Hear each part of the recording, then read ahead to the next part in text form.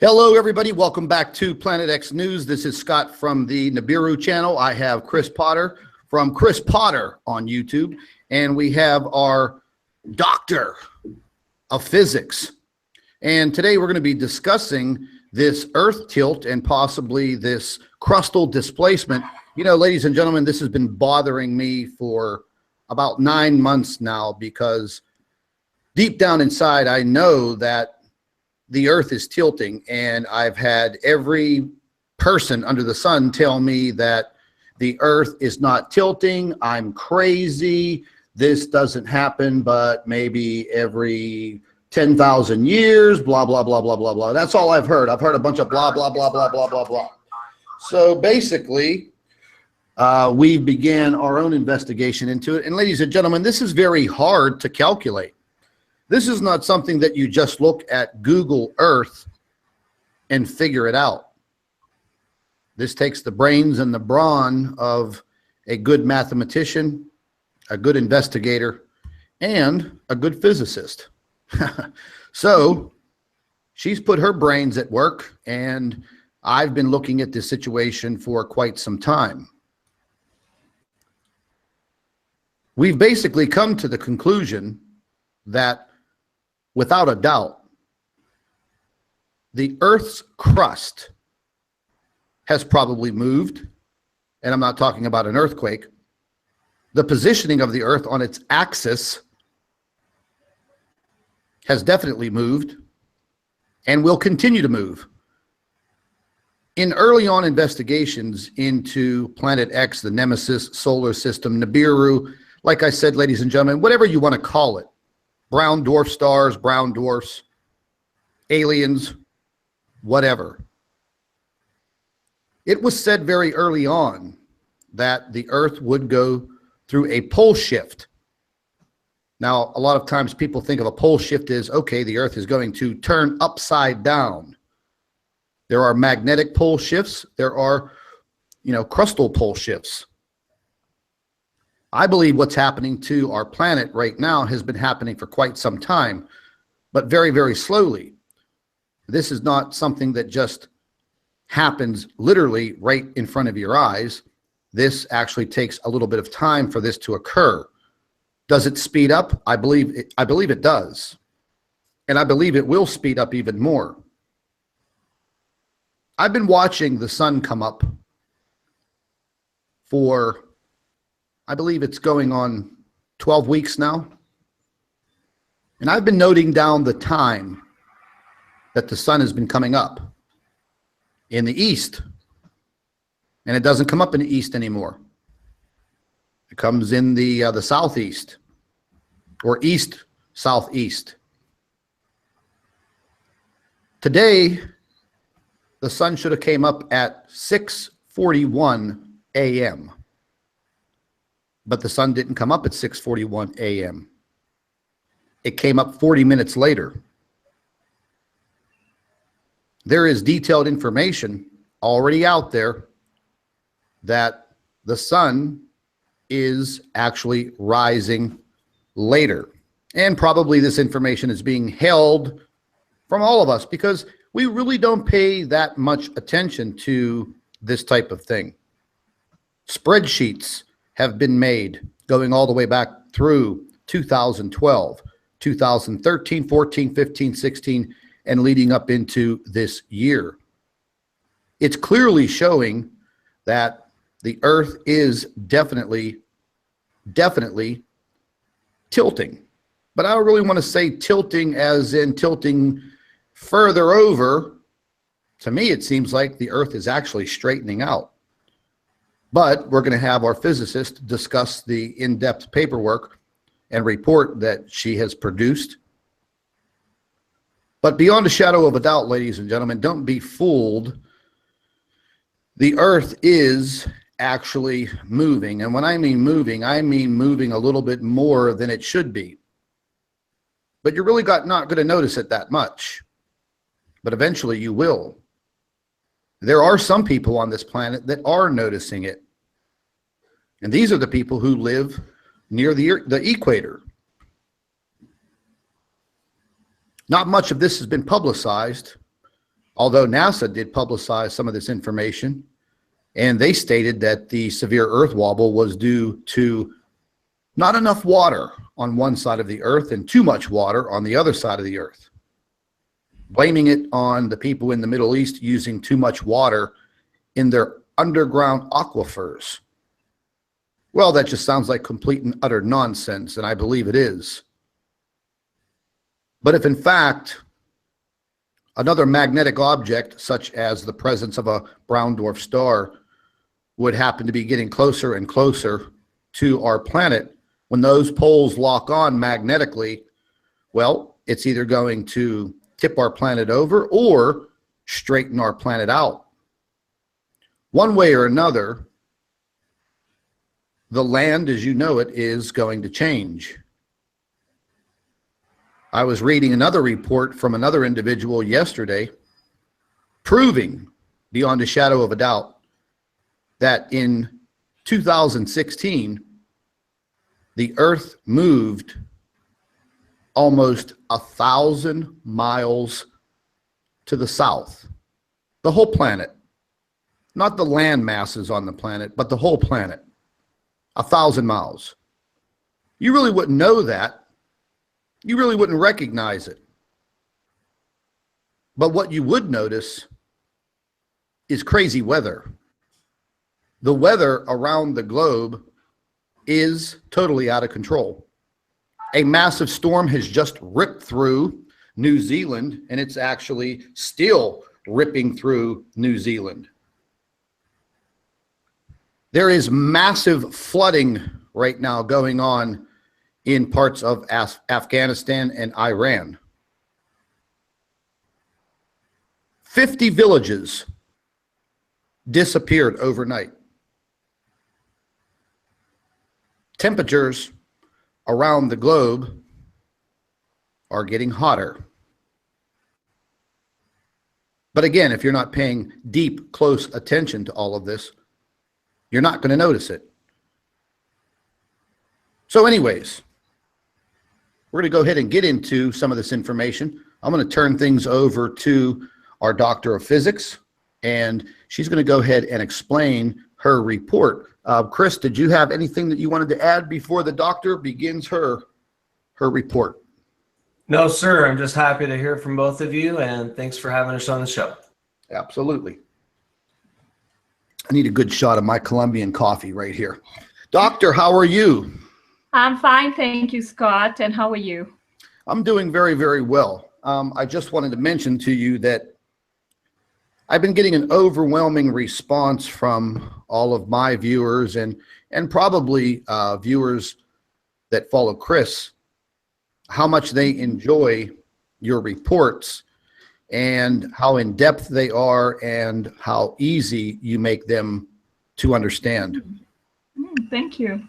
I also want to mention, ladies and gentlemen, that once again, I hate to keep bringing it up, but you know, we have these factions out there that just absolutely are the most horrible, gut-wrenching, disgusting individuals on this planet. And sooner or later, you know, they'll meet their maker. These are very disgusting people, and they simply want to change your mind, and they will lie about anything. They will make up any story. They will do anything that it takes to change your mind and get you off of these types of observations. And they want you tuned in on World War III. But the bottom line is, as I've mentioned before, the biggest threat to this planet is not World War III. It is what is lying within our solar system. You can take whatever stance you want, but when it all comes down to it, if you make the wrong decision, it may cost you your life. I'll be that blunt. I'm already being monitored severely by whatever alphabet soup gang there is out there, My cell phones are tapped. My computers are tapped. My home is tapped. The microphone in my car is tapped. The remote control to my cable TV is tapped. The thermostat in my house is tapped.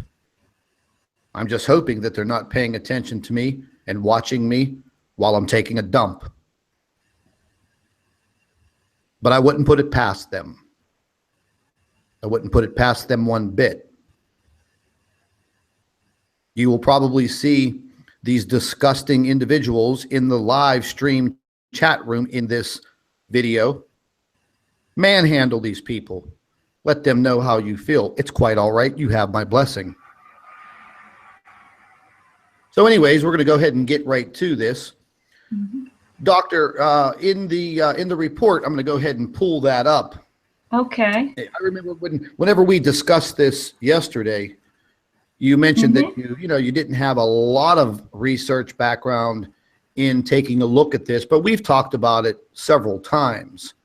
So whenever you started digging into this, were you surprised at the results that you came up with?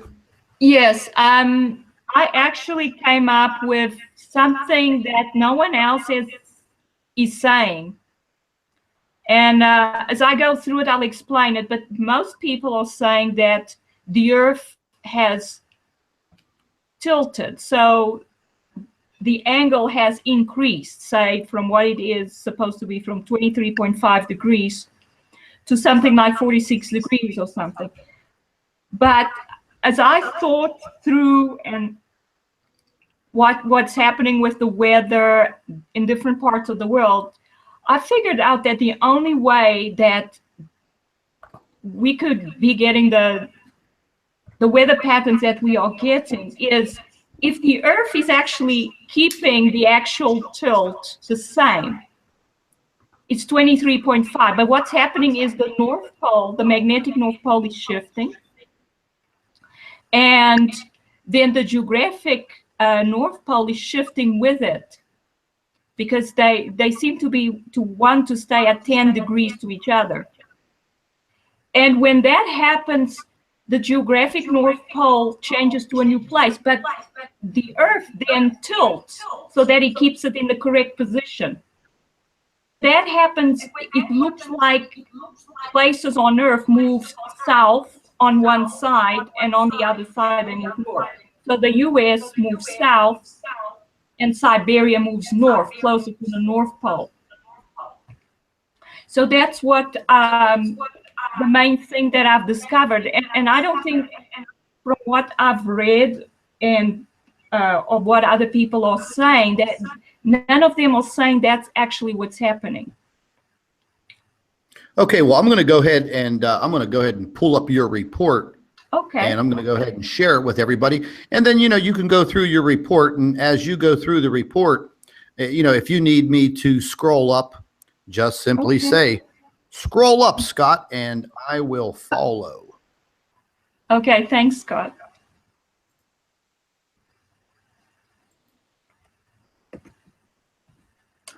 Okay, so we have the report up here, and ladies and gentlemen, the title of her report is "Why is the Earth Wobbling?" ? A Physicist's Thoughts, April 14th, 2017. And like I've said, ladies and gentlemen, I've been delving into this for quite some time, and I just couldn't figure it out. I just didn't have enough information, but based on my own observations and what I was seeing and what I was hearing from other individuals around the world about the time that the sun rises, the location of the sunrise, the location of the sunset, it just wasn't making any sense. But now we have the doctor with us, the doctor, and she's written an incredible report. So once again, Doctor, I will go ahead and turn this over to you, and you can begin with your report. Okay, thanks, Scott. Okay, so I start out by explaining, and this is what you see in this image, that the Earth's plane, you can see the plane of the ecliptic. That's the plane in which the Earth moves around around the sun, but the actual tilt is 23.5 degrees. That is what it's supposed to be normally, which you see there. The Earth is tilted at 23.5 degrees, and that's what creates the seasons, because it means that when the North Pole faces towards the sun, so let's, on this image, you can see the lighter part is on the left, so the sun would be on the left. So here the North Pole is tilted towards the sun, so that's the time when the Northern Hemisphere experiences a summer weather, because the North Pole gets more sun at that time. And as the Earth rotates, moves around the sun, it will eventually, 6 months later, the North Pole will be tilted away from the sun, and that's when the Northern Hemisphere will experience winter. So that tilt is what gives us the seasons. All right, so you can scroll down a bit. Now, there have been reports that this tilt is actually varying between 21.5 and 25.5. Okay, so that's a 2 degree on either side of the normal value, which I suppose would be enough to cause a difference in the winter experienced by both the north and the southern hemisphere. So if the inclination was less than 2 degrees, say it was 21.5 degrees, then the northern hemisphere during its winter would be getting more sun than usual, and that would mean a less severe winter. Okay, so if we scroll down to the actual plots, so these plots are enough to tell us that something's changing, but I also found there's something wrong with them, and that is that the zero tilt position does not stay in the same spot. So for example, so you see here, you know, it's a plot of where it is according to pole coordinates, but it tells you that it's changing, and it increased from 2013 to 2014, 2015, 2016. In 2017 seems to have decreased a little again. But I mean, all I'm taking from these plots is that it shows that it's changing. The actual tilt seems to be changing. But I found that they changed the zero tilt position. If you scroll down further into the next image, so to figure 3, you see I have 2 plots there next to each other. The one on the left is from July 16, 2016, and the one on the right is from July 19, 2016. And you can clearly see that the zero tilt position was moved on the plot without moving anything else. So when you just shift the zero tilt position, where the actual shifts are becomes kind of meaningless. We cannot really tell how much is it really shifting. So I don't think it's reliable enough for me to go to use it. It just tells me that it shows that there's a change going on. So then what I did was I started looking at the weather reports that are available for the North Pole and the South Pole. So the first one I noticed was November 11th, 2016, where the temperature was reported to be -7 degrees or 19 Fahrenheit at the North Pole. And so that was 27 degrees Fahrenheit higher than normal. So that was quite an increase.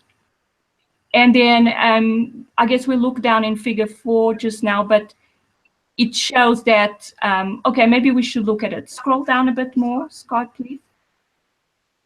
So we can look at that figure 4. You have to remember there's a little delay in what I'm actually doing on the screen and what's coming up on your screen. Okay, sure. All right, so there's figure 4, and it shows you see where it's red, it's at the North Pole. And that's where the temperature departs the most from average. And if you look down, it's 6.42 degrees above average, and it's red there. And that's the region on Earth where the temperature is higher than normal. So, okay, so let's go up back to what I said about the rest. So back up above figure 4, Scott. And this was on November 17th. So you could see something was happening at the North Pole. Then, sorry, I say then November 17, 2017. That's a mistake, should be 2016.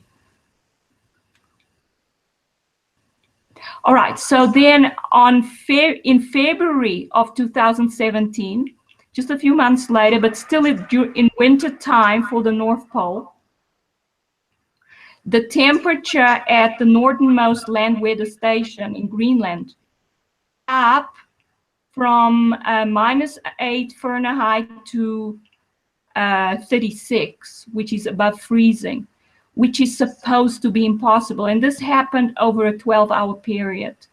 And that's supposed to be completely impossible. And that, of course, is in the Arctic Circle.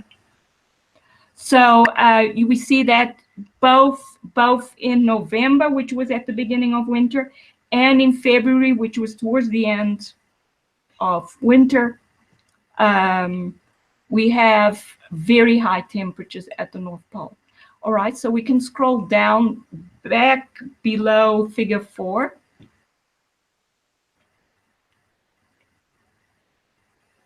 Okay. All right, so then figure 5 shows the departure, and that's a flat map, and it shows again the North Pole, which is yes, you see it's red. And we don't see any red except Southern Australia. So, but they were in their summer. That's right. So definitely the North Pole has quite an increase in temperature again. And that's in February. And we can see that on that map.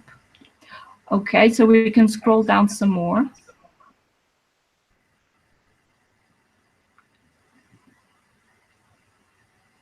So that was in February 10th.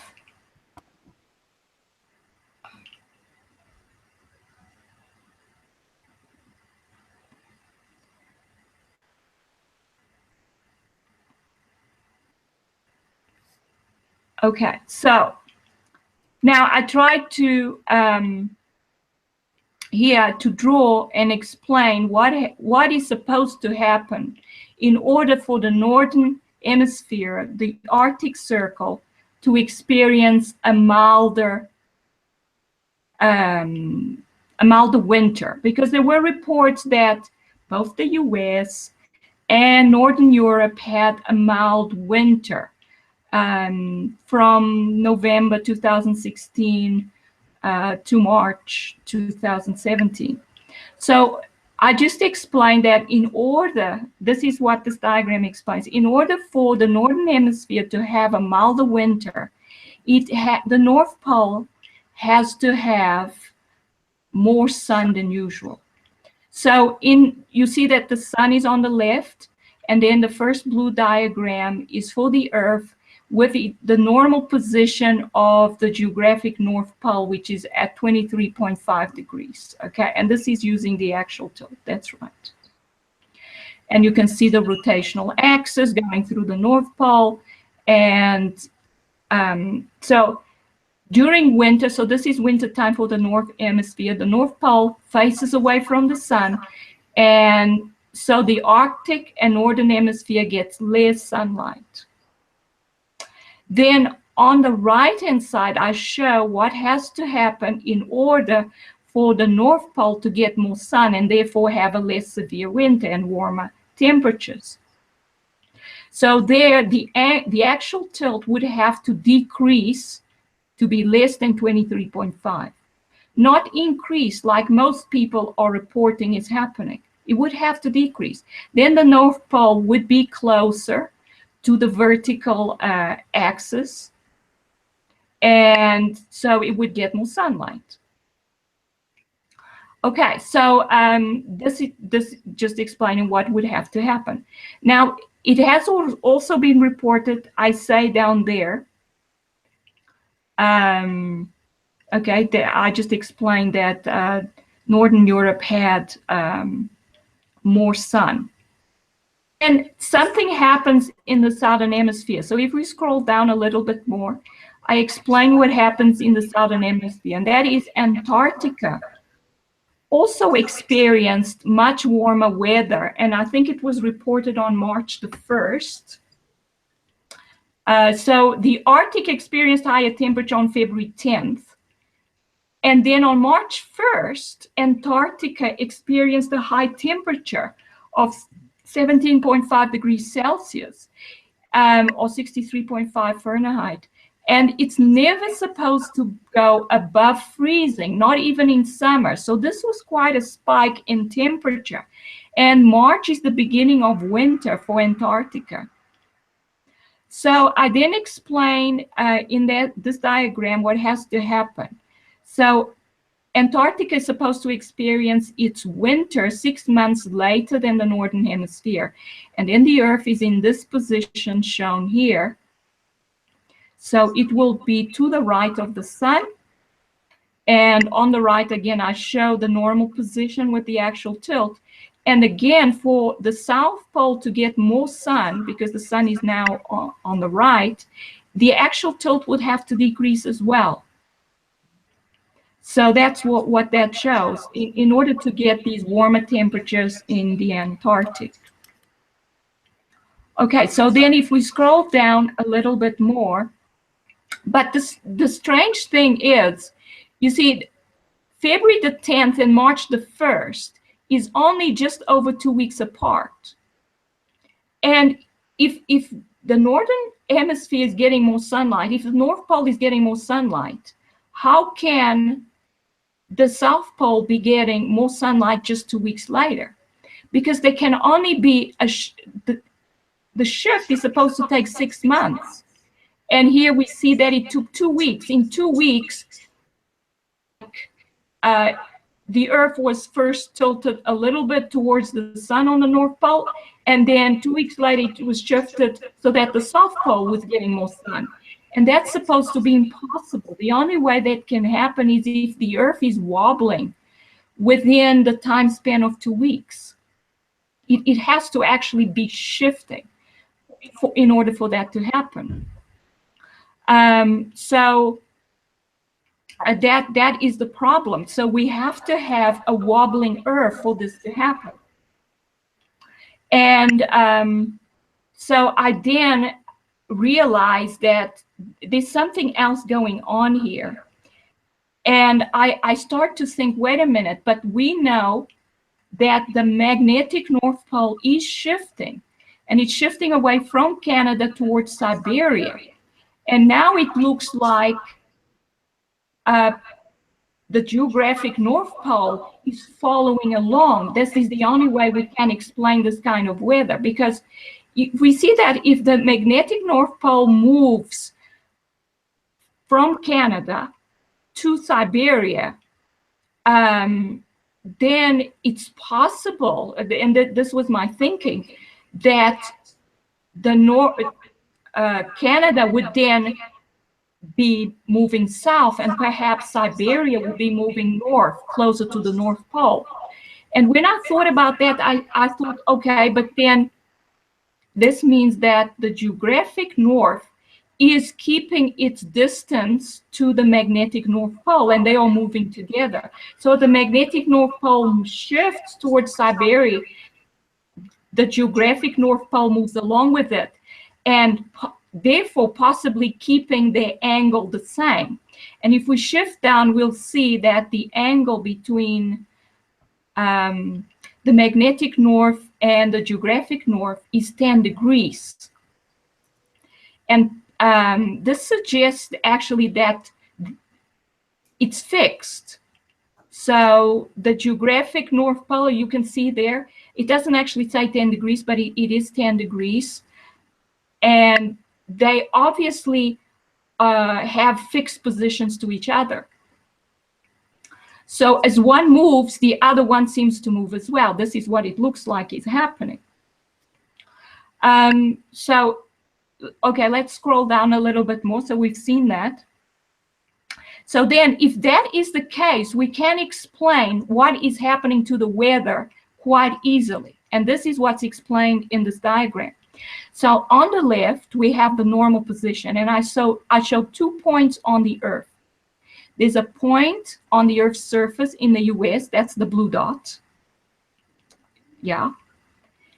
And then there's a point on the Earth's surface in Siberia. Okay. The actual tilt is 23.5 degrees, and the arrow, the black dot, is the old geographic North Pole.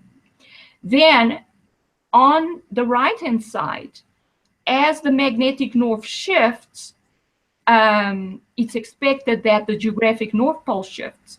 So we have two of them. So the old geographic North Pole is the black dot, and the new geographic North Pole, the shifted one, is the red one. Okay. And then we have the old rotational axis, which is in black, and the new rotational axis, which is in red. Yes. Right?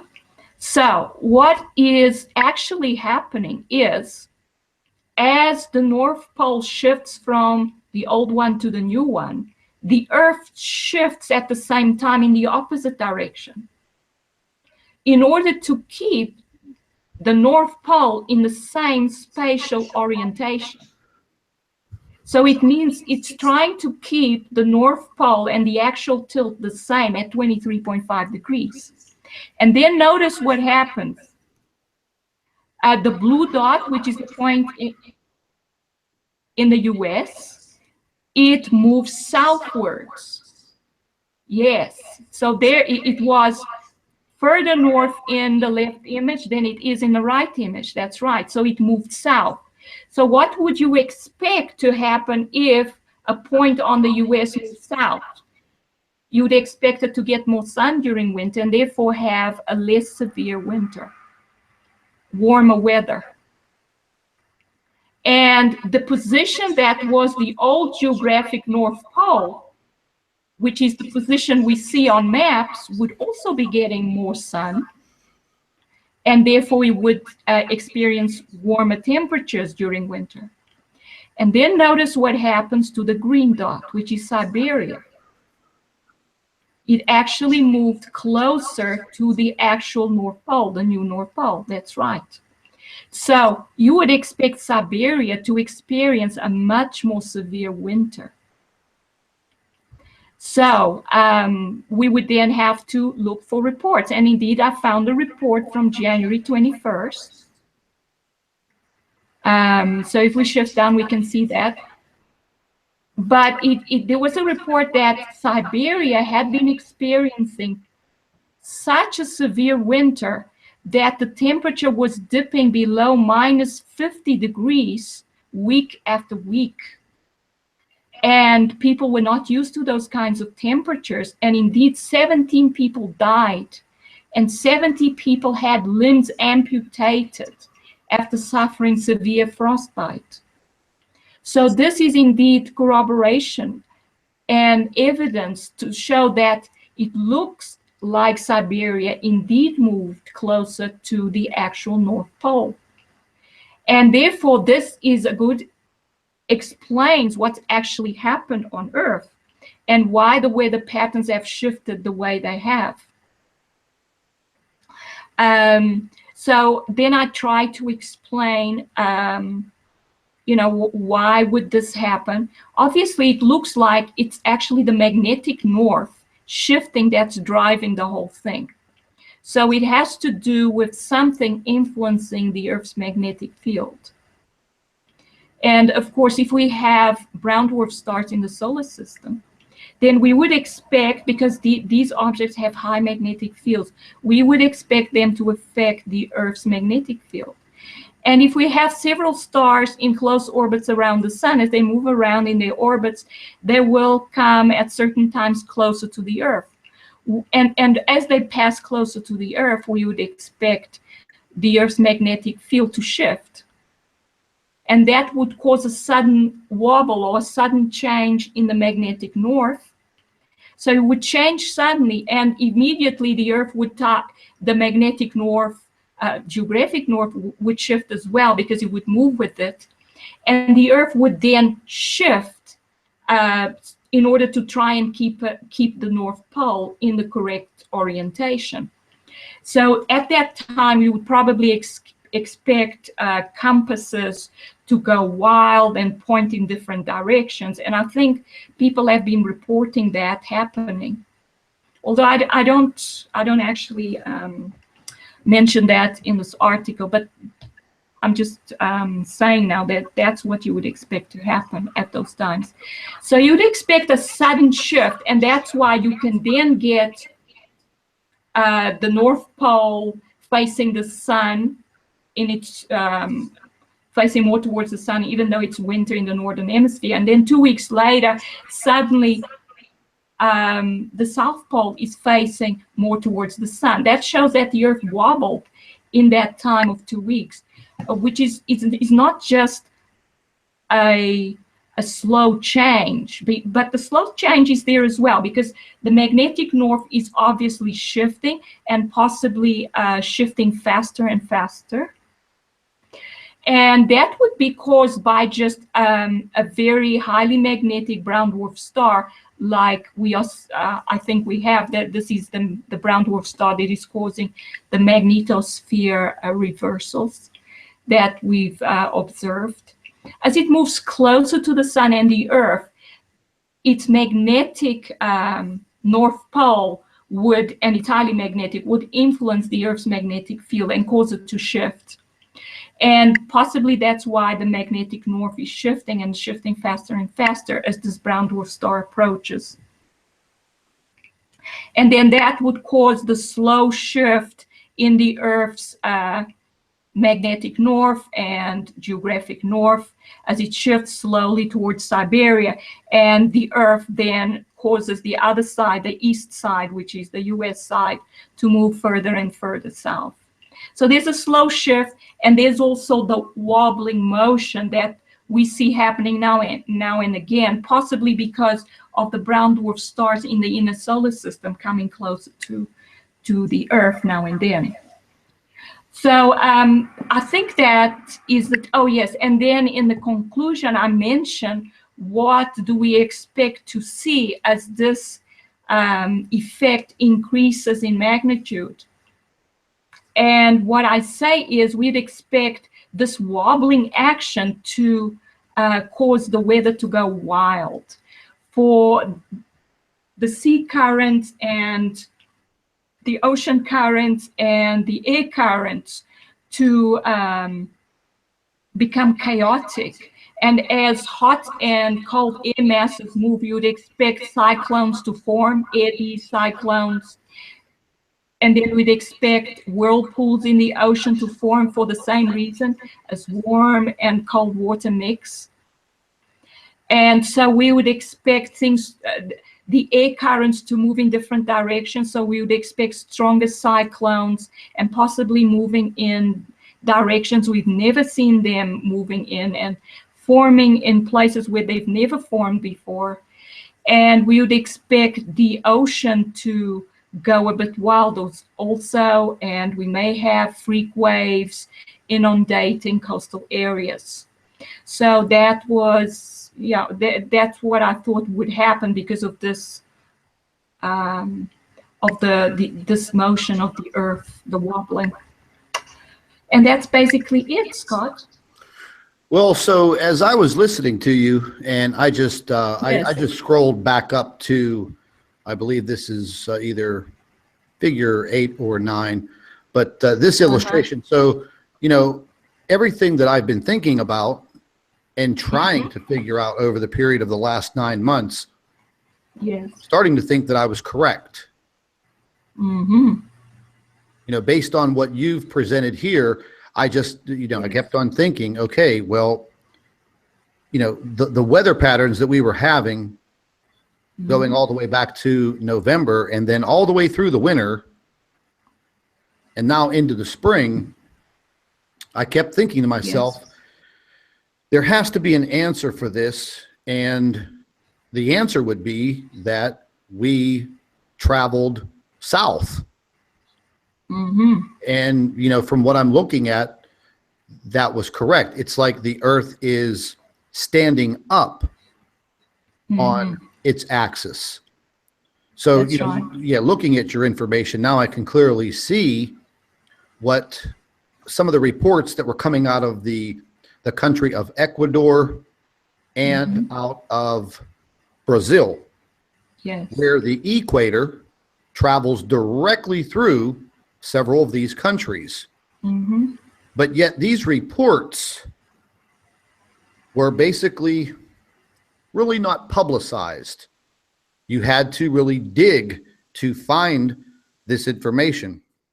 I did read an article and a report about the country of Ecuador, where the equator at one point in time ran directly through this specific area. And now the Earth, that has changed basically. So this small village in Ecuador no longer holds the title of having the equator run through its small village. That's right. Because now they are north of the equator. Or wait a minute. Yeah, I think they'd be north or they'd be south. See, They would be south of that's the right. They'd be equator. south. Yeah. Okay. That's where I They would get be confused with this flip-flopping of the Earth. So yes, now they would be south. And the same applies for the areas in the country of Brazil. So That's if right.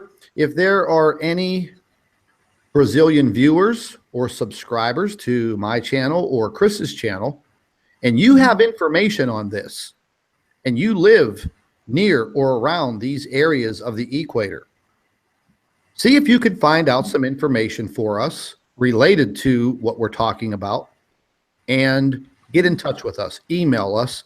My email address is in the description box under the video, because I know for a fact I could sense it and I can feel it. Now, there was also a report about Greenland that came out, I think it was in 2016, about the sun.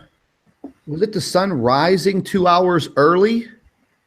That's right. Yes. I think it was in 2011. Or was So it that shows, the sun came up 2 days earlier, and I think it was in 2011. yeah, so that's just absolutely crazy. Because it had moved south. Greenland had basically moved south, and it was seeing the sun earlier. That's to be expected. So because it was the first time that they see after the winter, the first time that they see the sun in that area, because they don't see the sun at all during winter because they're in the Arctic Circle. So when you get to February 11th to February 13th, I think the sun was supposed to be seen for the first time, but they actually saw it 2 days earlier, because Greenland had shifted south by then, and that's why. But the people who was supposed to be close to the equator, and because the Earth has shifted, have actually moved southwards. They won't be told they moved southwards, but they'll probably see a change in the weather patterns. So the very warm weather they were getting before all year round may change a bit. They may actually start to experience a little bit of a winter because the region has moved southwards from the equator.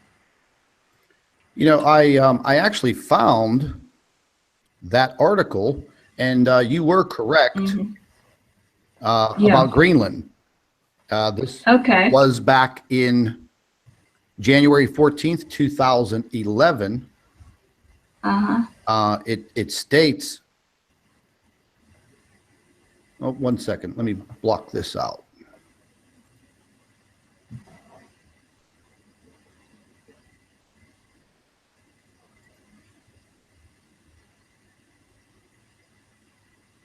Oh, these Google ads, I'll tell you. They block. How ironic, huh? Yes. Yeah, it states here that the sun rises 2 days early in Greenland, sparking fears that climate change is accelerating. But now we know for a fact that this doesn't have anything to do with climate change at all. No. Yeah, well, what happens is the climate change is caused by the Earth shifting and wobbling. Exactly. And it's not the other way around. They turned the argument around. They said that the climate change is causing the sun to rise 2 days early. It's the other way around. The sun rising 2 days earlier because the Earth has shifted is what is causing the climate change. Yeah, that was very interesting. Whenever I heard of this, you know, I mean, I had my doubts also. How would that even be possible? You know, that the sun would rise 2 days early in Greenland. Yeah. But yes, we've been seeing reports for the last couple of years that the small country of Greenland is heating up. And, you know, something that was also very startling was the temperatures in the North and South Pole. Now, I do remember I did a report on the sudden increase in temperature in the North Pole, and it rose to a critical stage of 34. I think they reported 34 degrees Fahrenheit. That's and right. They said that that was very, very critical.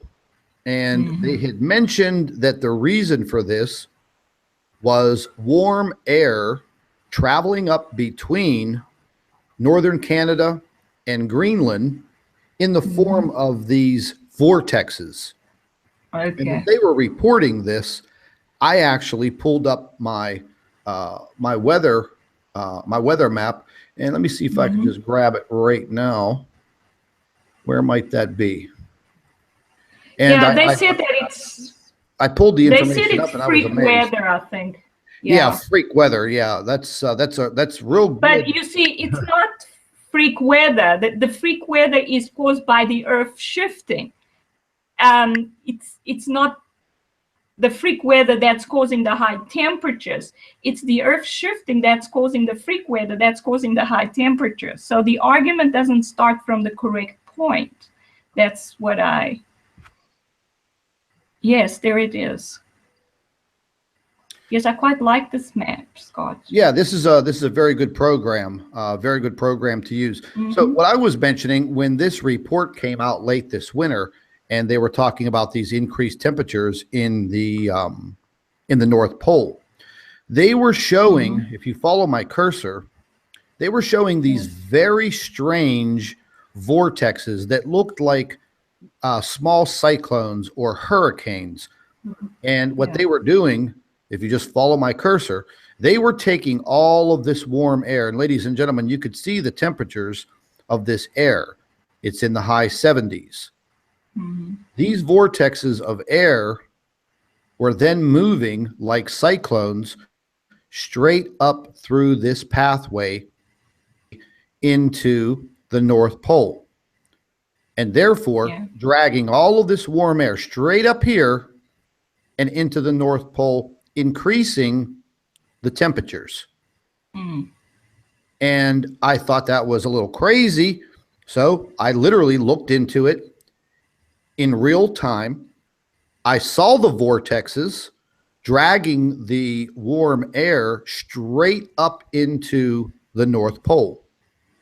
Yes. And the temperatures were ranging between 29 degrees Fahrenheit and 34 degrees Fahrenheit. At one point, I saw the temperature spike to about 36 degrees, and it held for almost 8 hours. Wow.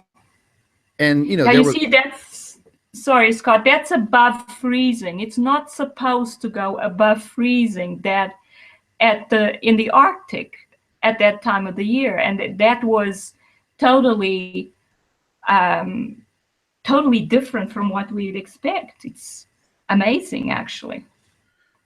now, you know, I was watching weather very, very closely over in Europe and talking Yes. to a lot of my subscribers over in the UK.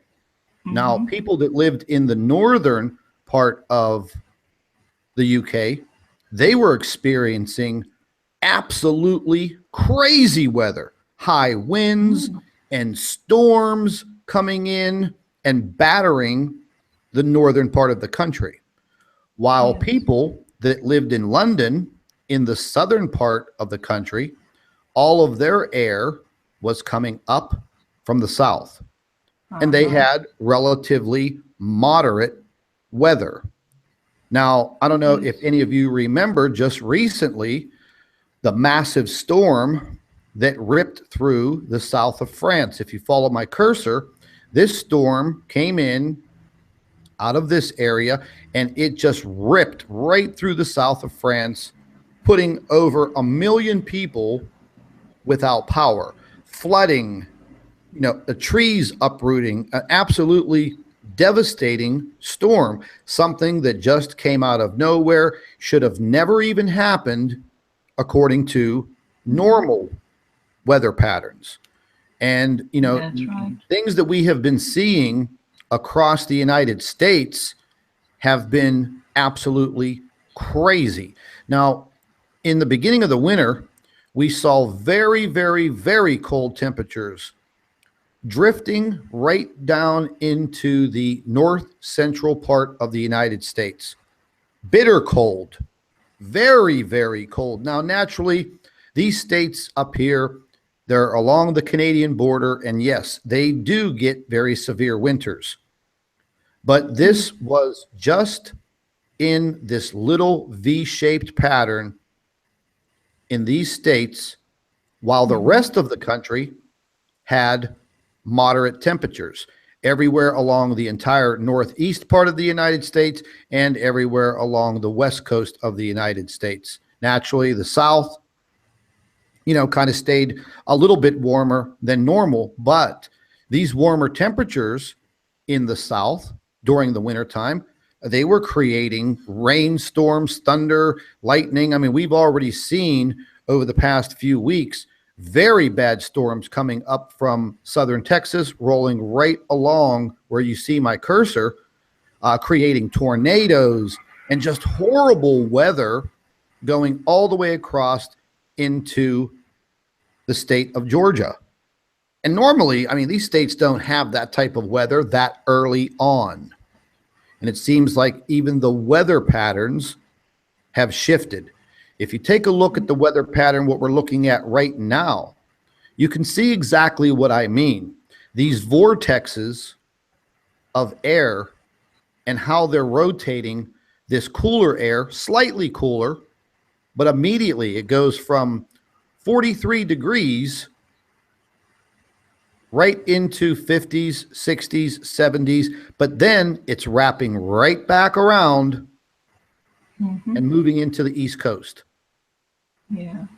And this is probably, as time goes on, and I mean within the next few days, few weeks, these types of vortexes of weather, these are going to create absolutely horrendous storms. That's Because right. when you're mixing cold air and warm air, well, you're going to get some very severe weather. The same applies for what we were seeing back in December, January, February, all of the storms that were battering the west coast of the United States, specifically California. We already seen the situation we had with the Oroville Dam and the possibilities of substantial snow melt in the Sierra Nevada mountains. I mean, that could be absolutely devastating and catastrophic to the entire state of California.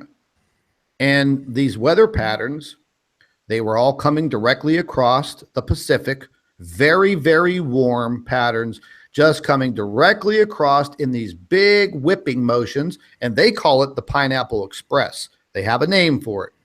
But this was absolutely devastating for the state of California, especially under the threat of the Oroville Dam having the catastrophic problem that they had there. And it's still a big problem. And now more rain is moving in and has been moving in.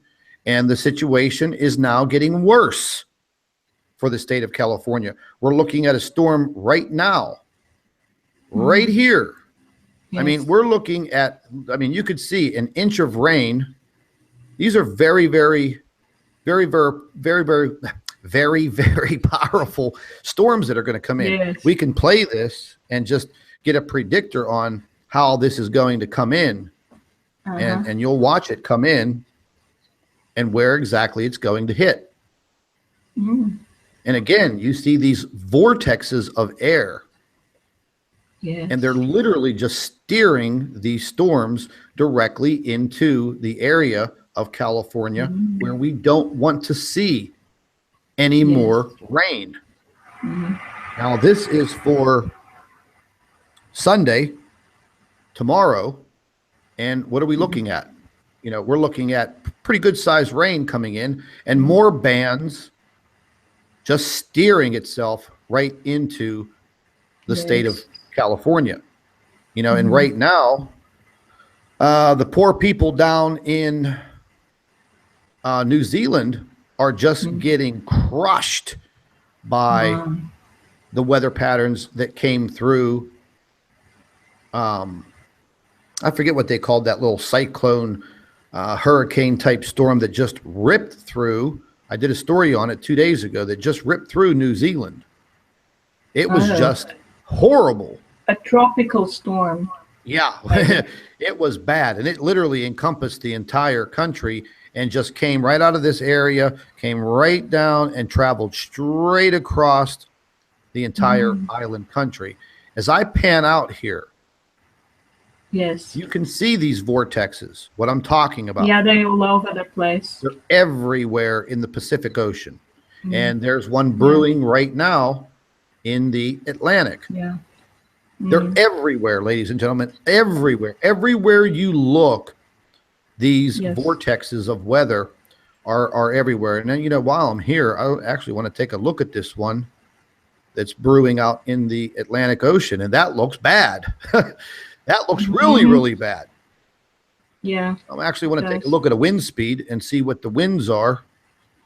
Okay, well, you're looking at wind speeds right here, wrapping around at 50 miles an hour, 55, 56, 60 miles an hour.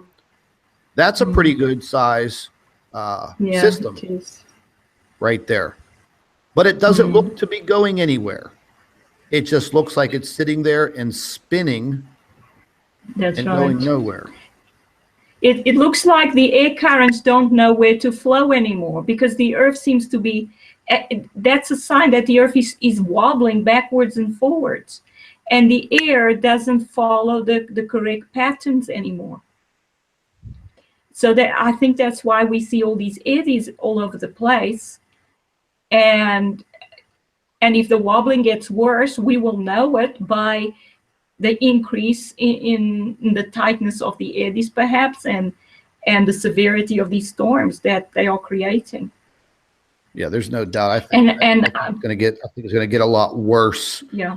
As far as the weather patterns go, I mean, there's no doubt about it. I mean, you know, just taking a look at the jet stream, I'm going to go ahead and bring that up real quick. And this is what we were talking about yesterday. Yes. The jet stream is just broken up into so many different pieces. And if you look real close in here at the North Pole, you'll see a nice little rotation right here. But other than that, I mean, you just see these flows of air that, you know, I've never seen anything like this before. Looking at the United States, I mean, there's your jet stream. It's what, 1, 2, 3. I mean, I can't even count how bad Yeah. the jet stream is split up. And here you can see cold air rushing down all the way around here, rushing down across, you know, the states of Maine, New Hampshire, and Vermont. But then right in here, you know, in the entire Southeast, the states of New York, Pennsylvania, Maryland, Virginia, West Virginia, these areas here relatively clear. But going there you go, right into California, you got major problems as far as the jet stream and the way that it is impacting the west coast of California. I mean, it's just, it's very, very erratic, no matter which way you look at it, what part of the earth. Right. It is. It's breaking up because the earth is wobbling. That's the only possible explanation. Now here's the southern hemisphere. I mean, look at that. I mean, I hate to just chuckle and laugh, but you know, I mean, this is chaotic. This is climate chaos, people. I mean, look at this vortex right here in South America, right here. For not many days hence, and the earth shall tremble and reel to and fro as a drunken man. Exactly. That's right, and that's basically what's happening. Reel to and fro, and the heavens shall also shake. Again, there's 3 different scriptures, by the way, just to mention that due to the earth wobble. I thought it very strikingly similar to those particular scriptures, and I just wanted to mention them just because I thought they were ironically, coincidentally similar. Thanks for letting me interrupt there. But Scott, what you're showing with the doctor, from what you've explained to me, you've looked at these patterns for years, and you know what a normal stream looks like and what an abnormal one looks like. And you're not the only channel, we know, that's mentioning this specific phenomenon. Higher Truth Channel, BP Earth Watch, etc. Pastor Paul Begley, Mike from around the world. Can either of you give any thoughts as to, okay, we'll just put a brown dwarf aside, right? What other reason would there be for the jet stream, etc., to be in such an erratic pattern? Well, and by the way, it is raining like crazy here in California. I'm in the Bay Area. I'm only 3 hours away from Oroville. I have family there. I had, quickly, I'll just mention this. I have kept my family on alert because the dam is still severely damaged. For those of us that attempt to monetize a video on Oroville Dam, it's actually demonetized because it's considered a natural disaster. We are not only concerned seriously, they've had press conferences yesterday, and they haven't for several weeks. Not only are we, and we'll just say the state of California, concerned about Oroville Dam, but we're concerned about Shasta Dam.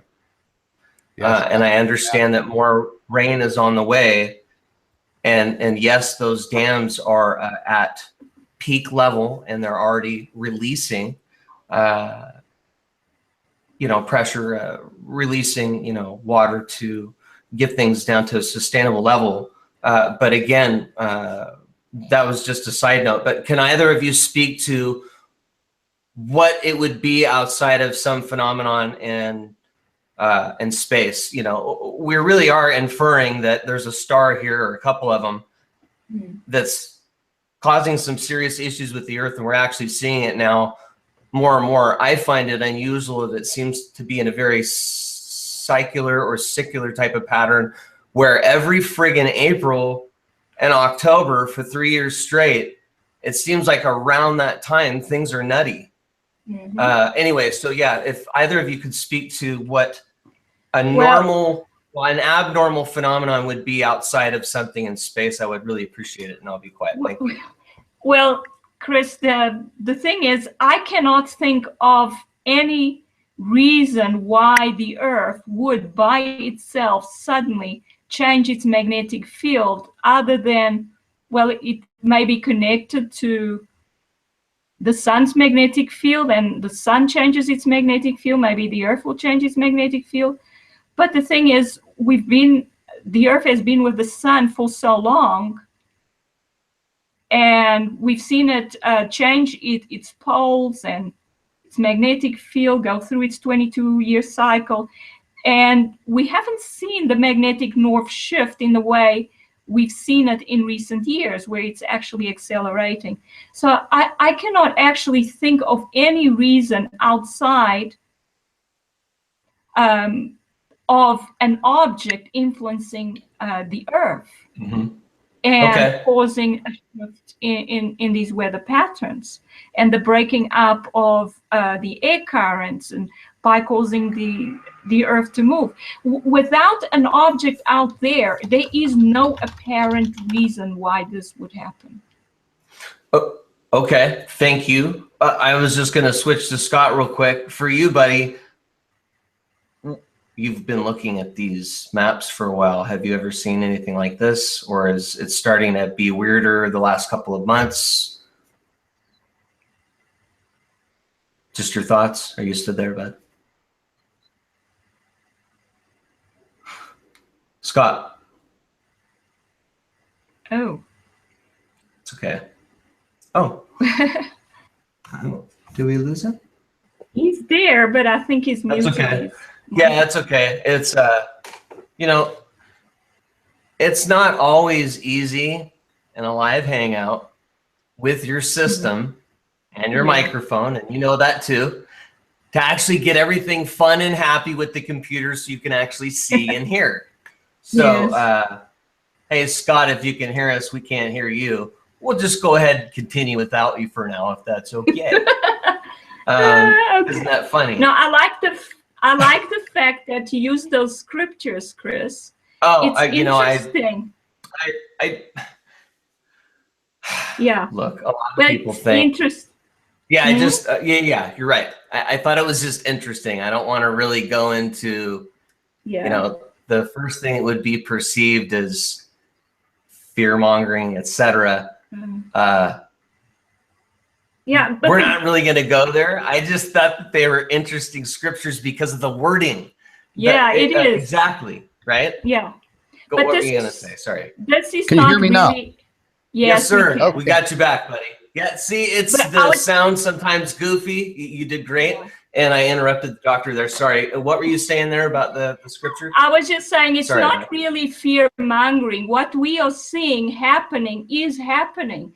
I mean, we are actually living through it. We are seeing the weather patterns go crazy. We are seeing severe weather, but we are still alive. It may get worse, but it doesn't look like it's going to destroy the whole planet. It's just going to cause a bit of chaos here and there, it seems. It may get worse. We may get more devastation, but I mean, we don't have to think that it's going to be an extinction level event to have more severe weather. It's not necessarily what's going to happen. We are seeing these things happening. We're just trying to document what we're seeing. Yes. We all don't know everything. We live in 2017. A lot of technology is available to us that hadn't been available, as far as we understand, as human beings at any other time on this planet. So we have a unique opportunity to utilize the data that we have in front of us. And we're trying to, you know, all of us, we'll just say within the community and the YouTube truth community, we'll say, we're just trying to interpret the data. I appreciate how you've put your data out, because it's just been your thoughts. You put it out in an extremely professional manner, where it would almost be considered a quote unquote white paper.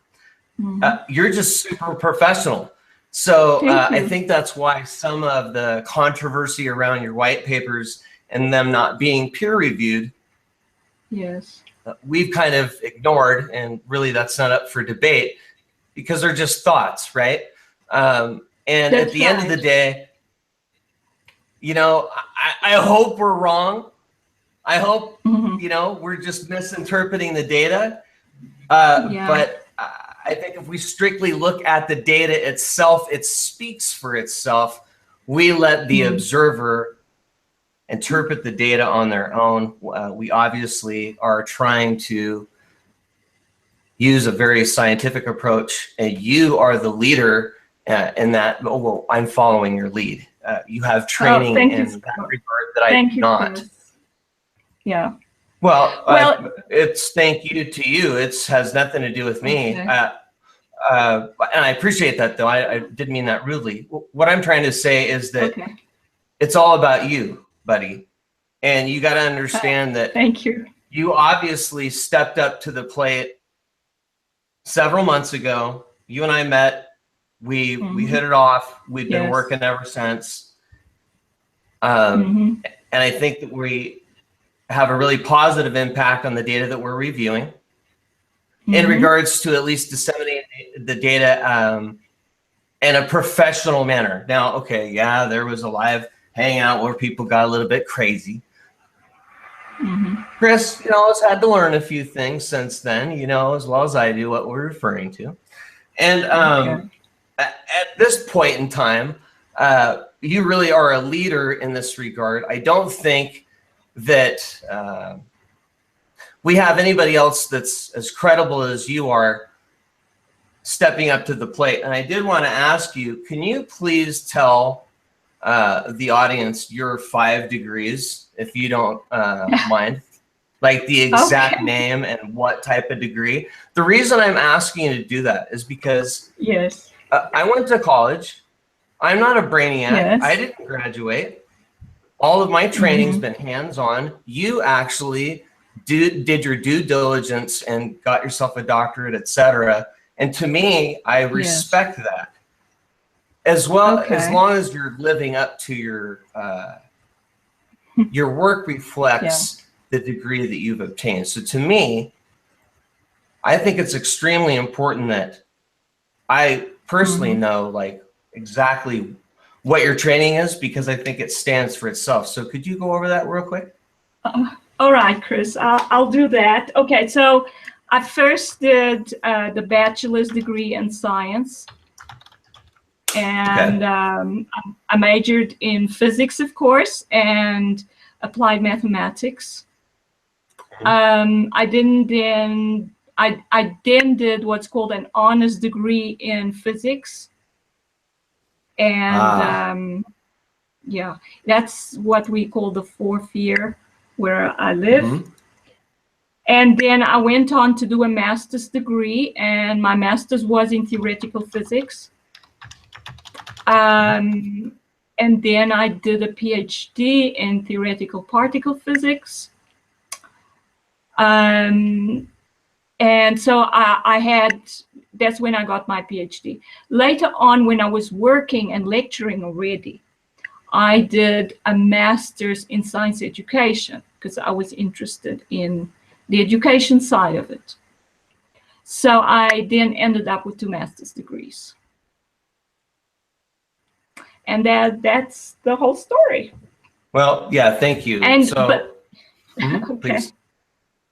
I wanted to add something about the fear-mongering thing. I think that by us talking about this and by the severity of the storms increasing, we may actually be helping people to realize that if they are told to evacuate, they should evacuate. So in that way, maybe we are actually saving lives. Because if the storms are getting stronger, don't expect them to be like they were 10 years ago, where you could stay in place, stay in your house and be safe. So if you're told to evacuate, the storms are getting worse. It's better to evacuate. So I just wanted to add that. Thank you. Scott, what have you got up on the screen there, buddy? Well, this is just the current 48-hour loop of the SDO again. And earlier this morning, I did a live stream of the SDO, and I think there is missing time. Once again, there's missing time. I don't So know. how we're able to find that, and I'm just going to They fixed interject while Scott mentioned that, If you was look down below, you'll see the Oh, time. yeah, go ahead. They may have fixed it. I'm just going to take a look. Oh, okay. While you're doing that, sorry I interrupted. I just wanted to mention that when we've been able to capture data that NASA has pulled, it's simply the people that are the subscribers or folks, they've got a computer that's dedicated to running that particular site, and they're screen capturing that site 24 hours a day and dropping it to that data to a file. So when we've had folks say, hey, you know, how can NASA pull it and then you have it? Well, that's how we have it. And we've been able to compare what, let's say, Pete from WDHC, WHSDO, I think that's how you say it, just as an example, he had the recordings of the magnetopause that was pulled. And then you also, you folks noticed that it used to be every 12 minutes, and then what? The screenshots were taken, then it went up to 2 hours. Didn't you guys see something? Yeah, that was okay. I was just curious about that. All right, so go ahead, Scott. I didn't mean to interrupt. Well, if you take a look at what the timestamp at the bottom, you're going to pretty much see the entire day of the 14th disappear. So just pay very close attention. Yes. There it goes. It's gone. I see that. Yeah, they've taken images out. They're not showing them. You're getting It means there was something there. you're getting the last 2 hours Yeah. of the 14th. That's it. Gone. Yeah. So what happened to the 14th? What happened to the entire day of the 14th? And remember, yesterday when I streamed this live, it was jumping all over the screen, up and down and side to side. That was. I remember seeing that. Yeah. Oh, that's why they removed it. So we don't see the sun jumping around. Yep. So I know they're following me because I was the only one on YouTube that live streamed that information as the sun was jumping around or the camera readjusting itself or whatever was happening. Well, the footage is gone, ladies and gentlemen. It's history. It's in the trash. Yeah. They 86'd That's it. right. But you know, getting back to the weather information, when my microphone rudely went on the fritz, I started picking up on weather when I was going to the University of Miami and living in South Florida, getting ready to be faced with my first big hurricane that I was ever going to go through. And I thought it was all fun and games, you know, watching a big storm come in. Started watching the local weather stations because they're pretty sophisticated in their weather forecasting, especially when it comes to severe weather and hurricanes. Over the years, I just started, you know, really watching it, paying attention to it, learning more and more about it, learning about the steering currents of these storms, how they form, where do they form, you know, where are these air currents coming from that cause or create the conditions for these hurricanes, and, you know, the whole 9 yards. And then, you know, now recently I have delved into the weather, well, probably over the last 2 years, and weather forecasting, at least in this country, it's basically non-existent. You can't even go by what the weatherman is telling you that is going to happen. Now, today was a perfect case of that. I looked at the weather report early this morning. It said that it would be mostly sunny. Mostly sunny. Well, that mostly sunny disappeared by 9 o'clock in the morning because they chemtrailed the living hell out of the sun. And now, since 9 o'clock this morning, it has been completely overcast with thick clouds.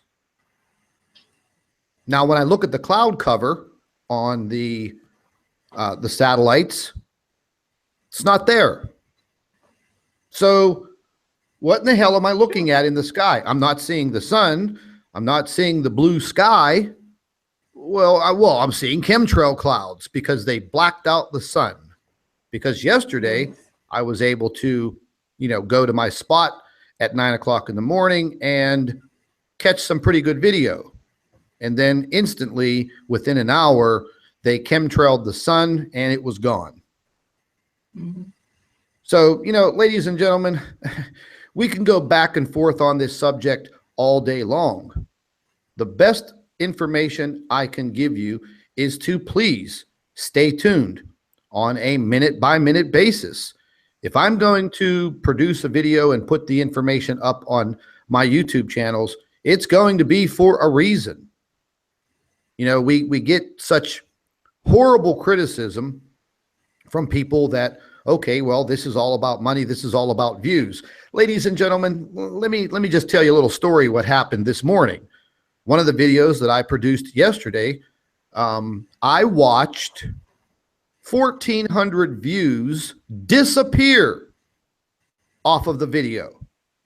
Disappear right in front of my eyes. And then 30 minutes later, the views came back. Then an hour later, the views went from 2,300 to 5,700 to 9,000. Well, okay, what in the hell is happening? Then I'm looking at the real-time views that YouTube gives us access to, so we're able to monitor what they call the analytics of your YouTube channel. A lot of charts and graphs and a ton and a wealth of information. But what good is that information when they are skewing everything and you're getting false data? So I'm actually looking at real-time views of people around the world watching my videos. And as I'm looking at that data, it's telling me 0, 0, 0, 0, 0, all the way down the scale. Nobody's watching this video. Nobody's watching that video. Nobody's watching this video. But yet, the views on that video are going up. So, again, what is happening at YouTube? We don't have any idea. They're in pretty big trouble as far as everything that has occurred there. I think there is more to it than an advertiser program that went awry. There is absolutely no doubt in my mind that any channel that has to deal with the truth, truther channels, or if they want to be labeled conspiracy channels, whatever, they are being censored. That's the bottom line. I know my YouTube channel like I know the back of my hand. And over the course since I have been on YouTube, I have steadily had at least 1,000 new subscribers every single month. Every single month. My main channel has produced over 11 million views. But now all of a sudden, since the beginning of March, well, that has all gone to past. That's it. So there is absolutely no doubt that they are preventing people from seeing the information. That is a fact because I'm still getting the emails. Yesterday, I got a lot of emails from people in England, Ireland, Scotland, France, Germany, all of these countries in Europe telling me they were not able to view any of the live streams. They had to wait till the live stream was over and then processed into a video. And then they were able to see it. Well, why is that? It's just an internet connection. So it really makes you wonder what they're doing to you in your own country, here in the United States. Whether you're in Europe, South America, the continent of Africa, China, Russia, well, they're not seeing any of our information. You know, China and Russia, they just black out everything. They only want you to see what they want you to see. They're demonetizing people's videos based on, very stupid things. I mean, Chris had a video demonetized because he was giving an update on the current condition at the Oroville Dam. His video had nothing to do with anything being catastrophic, alert, emergency, nothing.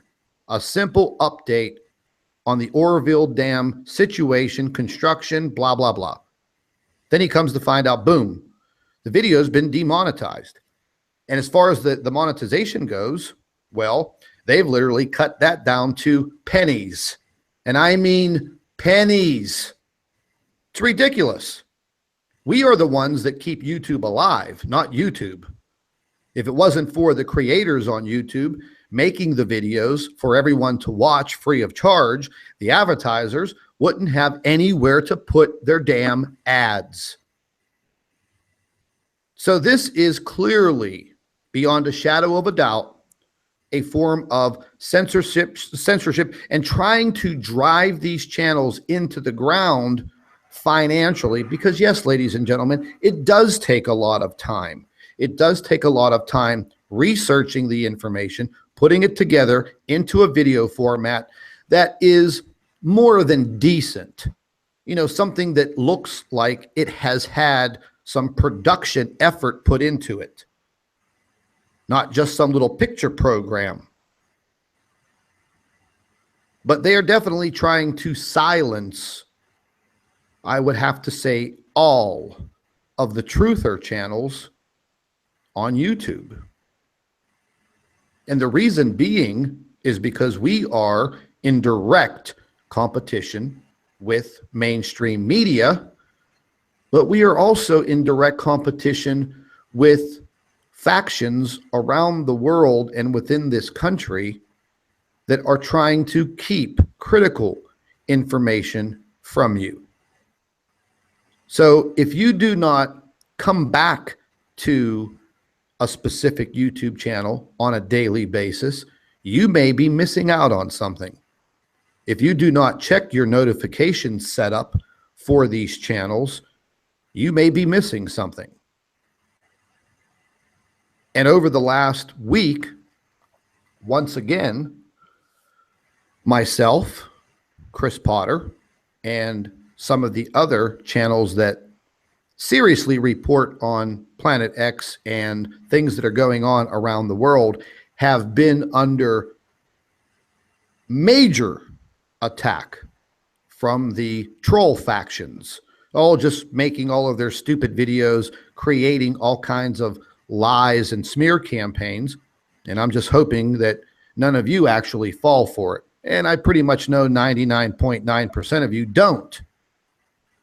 But now, you know, these individuals, they're making it personal. And they just go after not your YouTube channel, but they go after you personally.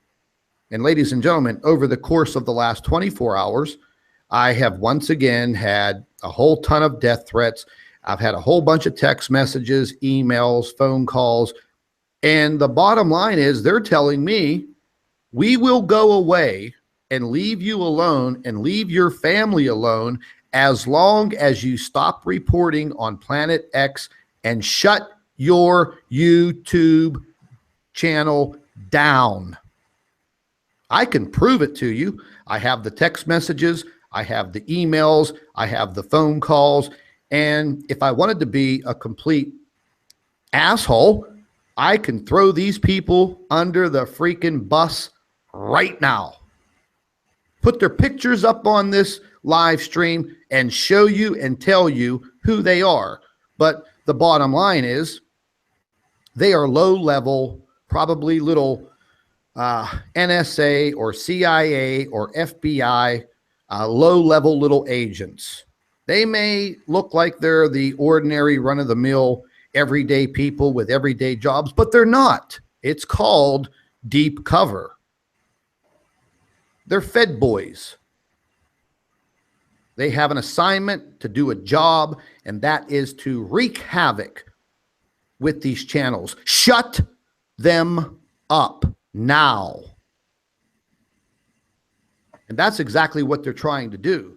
I have one idiot out there that runs by the name Nibiru Freedom Fighter. I mean, this guy's the biggest dick there is. He's making videos with his dirty underwear on his head, with his mother's wig on his head, you know, just spitting, slobbering, and blowing his nose and taking dumps on the toilet, all in reference to me. Then he was making videos yesterday stating that I was on my way to Buffalo, New York to have a fight with him, a physical fight, making up all of these crazy videos. Then I got other people using my images in the backdrop while they sit there and try to play the guitar and sound like a complete idiot. So they're doing the same thing to Chris Potter and many, many others. They make up complete lies about everything.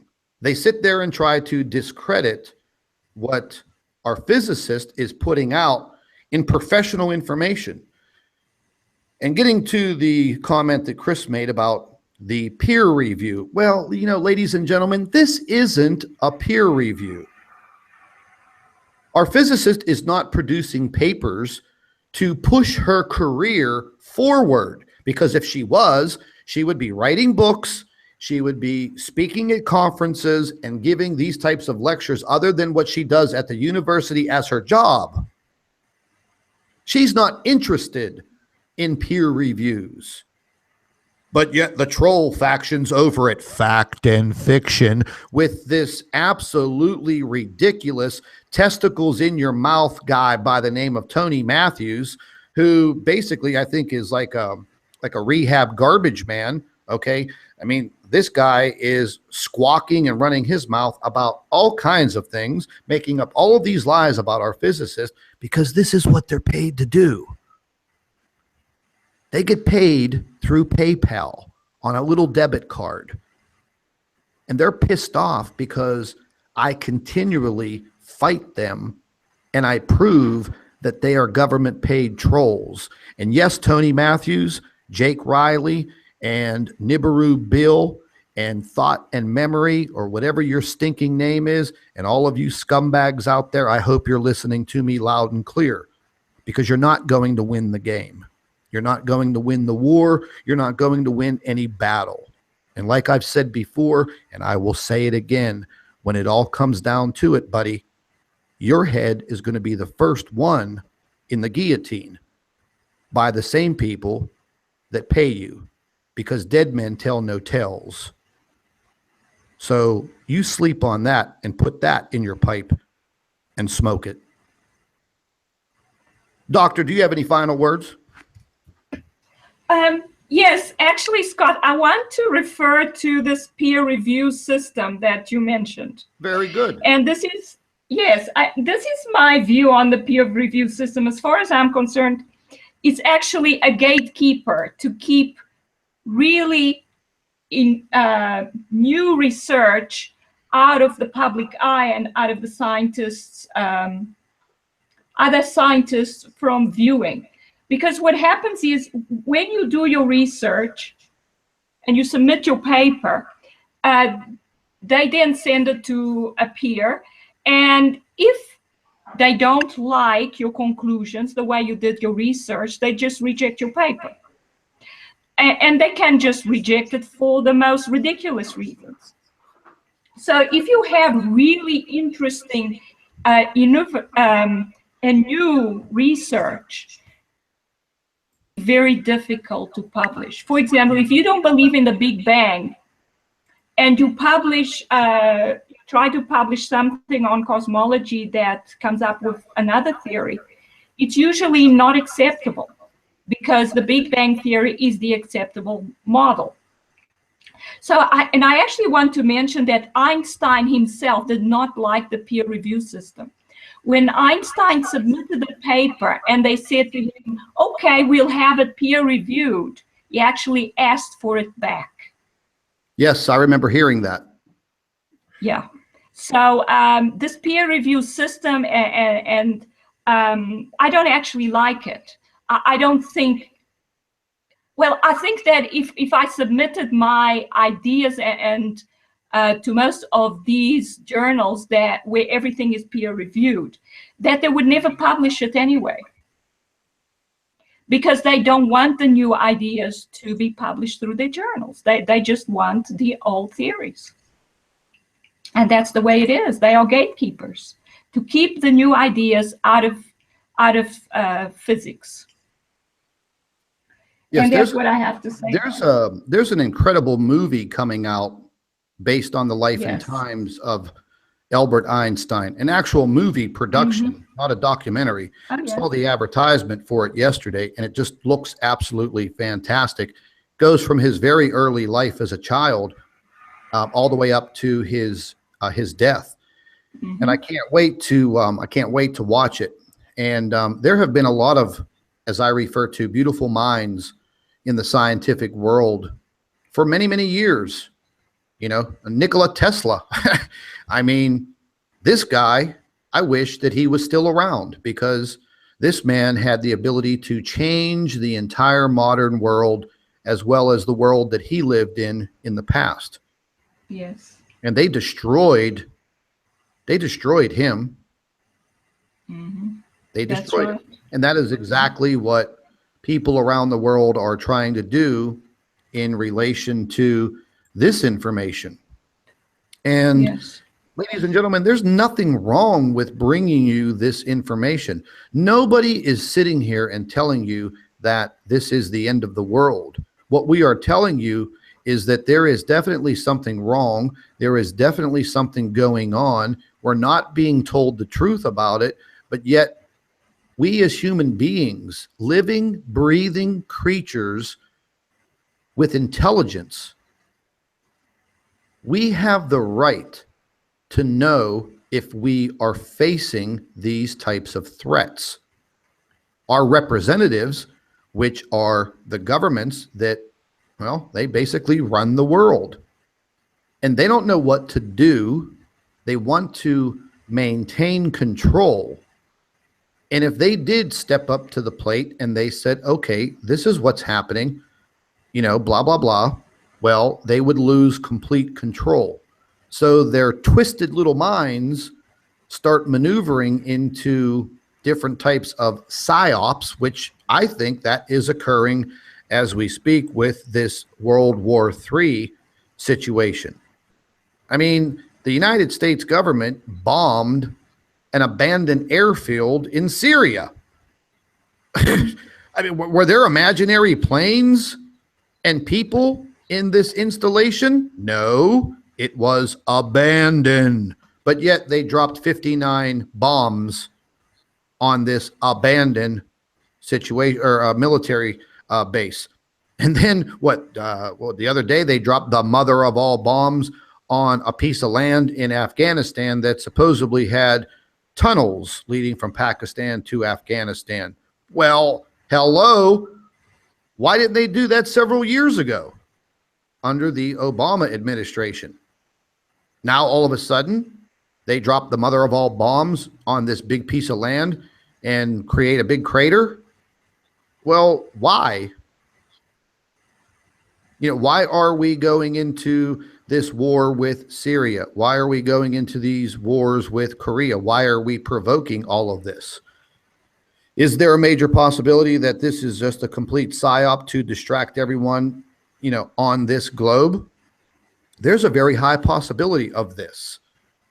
You know, and I was already told several times back in October of 2016 and December of 2016, and once again in February of 2017, quote, when you see the war start to erupt with multiple countries in the Middle East, you will know for a fact that you are on the forefront of Planet X, as they call it, arriving. And when I mean arriving, I mean that, you know, we're going to really start to feel the effects of what is happening in our solar system. We don't have the super duper technology of NASA and the European space agencies and the other space agencies around the world. But what we do have is we have each other, we have our own observations, and now we have a lady who has stepped up to the plate using her education, her background, and her intelligence and her courage to modestly come up and say, listen, let me help. Even though, you know, we are threatened, she is threatened. They tried to get her fired. They are still doing crazy things. And then, you know, ladies and gentlemen, I opened up this radio station on Blog Talk Radio, X Factor Radio. I've already got a notification from the people that run Blog Talk wanting to know what in the hell is going on with these emails that these scumbags are sending into them. And the people that run Blog Talk, man, they're just like me. They're not going to silence anyone. And now they're protecting my back. They told me in the email personally, don't worry about it. Don't worry about anything. Keep on producing what you're doing on your station. And we're slowly getting started, and we're going to continue. And what this does is this allows people all around the world that cannot access this information through YouTube. Now it allows them to access it on their cell phone, on their computer, cast it to your television. Now they can go and listen to our broadcast as soon as I upload it to my radio station. And since I've done this, and since I've announced this, the troll factions across the globe have come at me like I am Hitler, sending me threats on a minute-by-minute basis, telling me I need to shut my YouTube channel down and my radio station and go away. Well, listen up. Listen very closely. Put your little pointed ear right next to the speaker, my dear little troll friends. I'm not going anywhere. I'm not going anywhere anytime soon. And the direct threats of showing up at my front door to annihilate me and kill me, well, you go ahead and knock on my door. It's going to be the worst day in your life. They're already threatening my 90-year-old grandmother again. Yesterday, I got 6 threats against my poor little 90-year-old grandmother, who's just trying to live out her life, has nothing to do with any of this. But yet, I've got these idiots from Buffalo, New York, that work in a garbage dump, work for the CIA or the FBI or one of these alphabet soup gangs, threatening my poor little grandmother. Well, I don't know what to say. But your threats don't work. They don't work on Chris. They don't work on our physicist. And they sure as hell don't work on me, because we are still going to press forward, because we feel that we owe humanity the right to have this information, create your own opinions, and at least understand what is happening. That's the bottom line, ladies and gentlemen. That's why we are here every single day trying to bring this information to you. So enough with my ranting. Christopher, you have any words? I'm sure you do have some words you'd like to put out there while we're on the subject. My bunny, a lot of you guys know I have a little Netherlands dwarf bunny. She's super cute. I wish I could grab her now and show you guys. The reason I say that is that she's freaking wigging out, and has been for a couple days. I've had her for about 3 years. She's running up. She has a little condo, a little hotel. Okay. Yeah, I spent a bit of money on her. I love her. She's the cutest little animal you ever saw, right? So anyway, she's been running up and down, trying to chew her way out of the cage. She's trying to nest. She's pretending she has a baby. Okay, I let her out because she is acting really weird and nesting behaviors I've never seen her do before. She's not been spayed. She doesn't need to be, at least for now. She can live up to 15 years. You know, I keep her really healthy. She jumps around the house. You know, she's got plenty of room to be a bunny. And I'm not kidding. She's acting really friggin' weird. You know, there's a good rumor out there that you pay attention to your animals, because a lot of times before a major earthquake, your especially dogs and cats will act really funny. I have learned to pay attention to some of her behavior. And it just seems like, you know, I don't know how to explain it. I just find things very interestingly timed in regards to some of the material, we'll say, the collective truth movement has come across, as well as other similarities between YouTube channels, meaning similar subjects around similar time frames. I think it's interesting that we're studying a brown dwarf star, the potentials of what that would actually be in our solar system, how it would act. Of course, we're not astronomers or astrophysicists, so seeing it from a theoretical particle physicist point of view, someone who's lectured on that topic for 17 years, I feel is very credible, because the doctor's point of view is analogous to, I'm on the mountainside. She's also on the mountainside, but she's about 100 feet above me. She can see a better and grander view in the valley than I can, because I'm lower down the totem pole or lower down the mountain.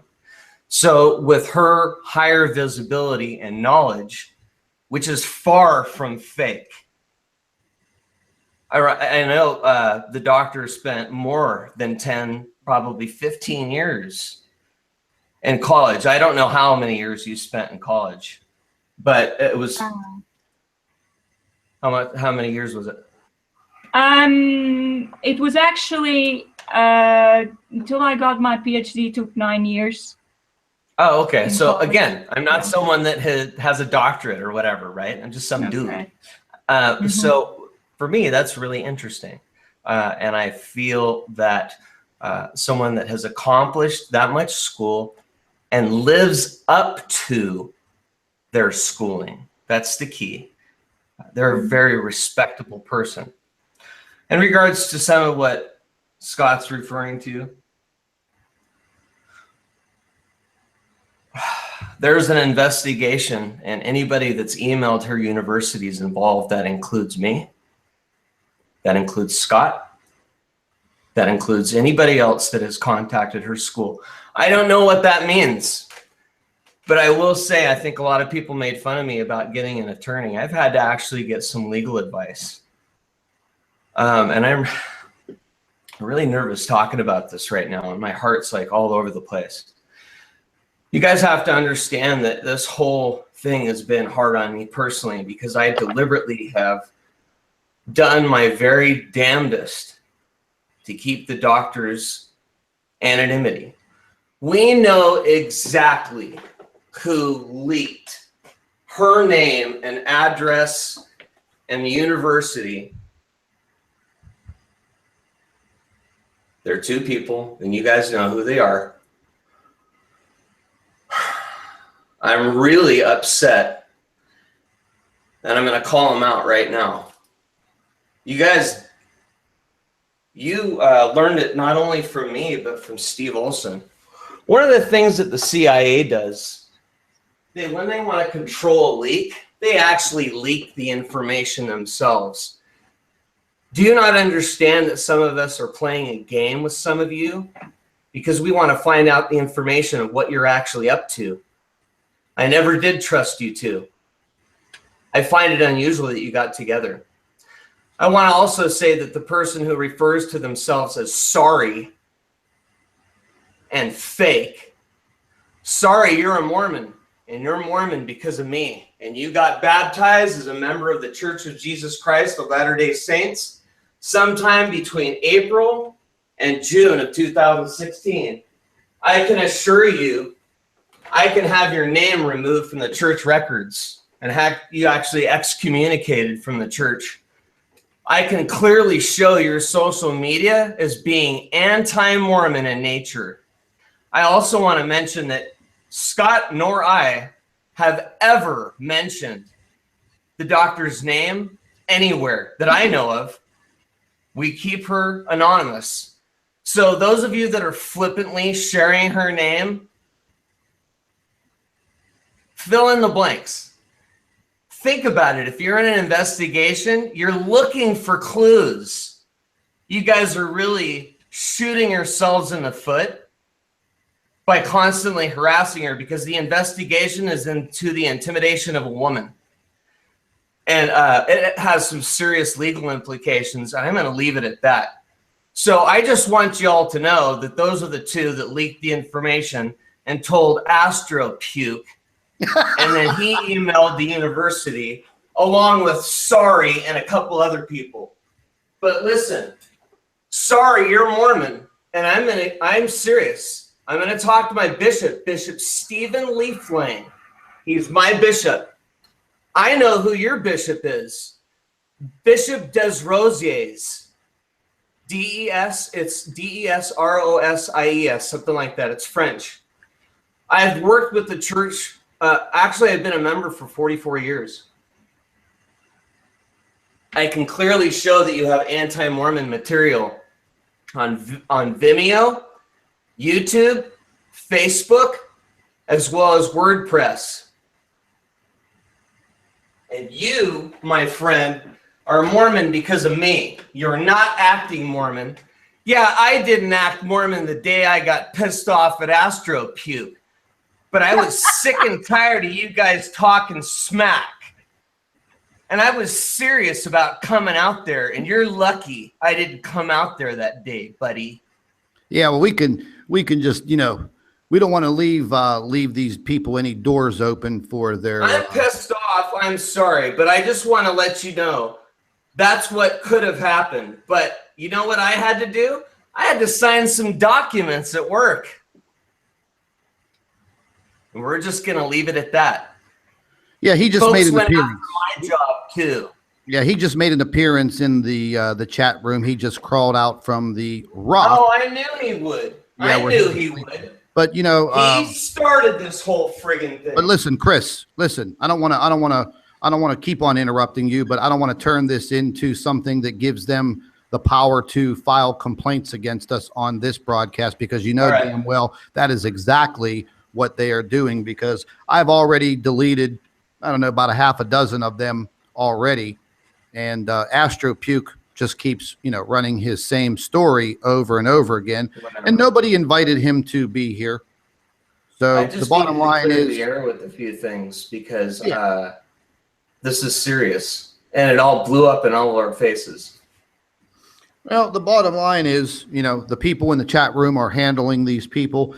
They know better. They know right from wrong, and they know that these people have a job to do, and their job is to simply discredit, harass, and disgrace everything that we're trying to do. And it is kind of sickening that these people have to resort to these tactics.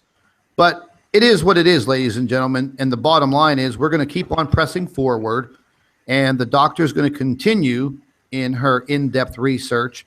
And we're going to try to bring as much as we can possibly bring as fast as possible. That's the bottom line. Nobody is shutting us up.